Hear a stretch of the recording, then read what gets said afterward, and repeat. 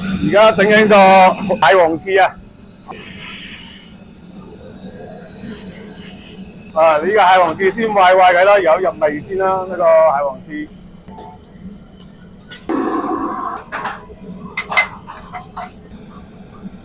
而家就係先推咗蟹黃先啦，即係推香咗蟹黃，演咗蟹黃啊，更加入味啦。到時係融合咗翅啊，更加惹味啲啦。因為而家熬嘅神雞湯，將隻蟹肉撈起咗佢，跟住重新攞啲翅落去煨啦。呢個芡呢個係屬於蟹黃翅，可以計蟹黃羹啦。推翻個芡已經係滑啲啦，即係食落嘅口感。呢個係2兩啊，2兩翅啊，每位都係2兩翅，統一標準嘅。每日都會有7、8位嘅，有時甚至10位都會有。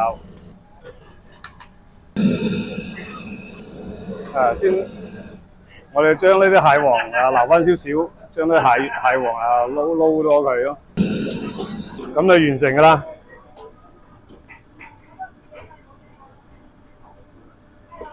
先將啲蟹黃放埋落咯，最重要係呢樣蟹黃，蟹黃翅，就咁製作完成㗎啦，一個蟹黃翅。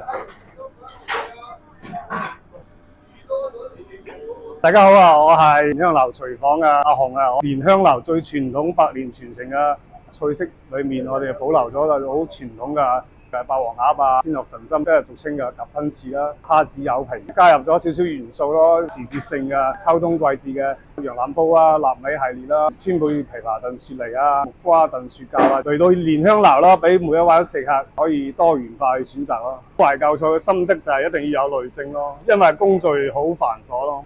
做每一樣嘅懷舊菜都會有一個耐性，你先會做得到好嘅懷舊菜出嚟咯。即係懷舊之餘係做啲創新嘅菜咯，特色菜啊，多元化嘅選擇咯，讓每一位食客嚟到食得開心、食得放心、食得安心。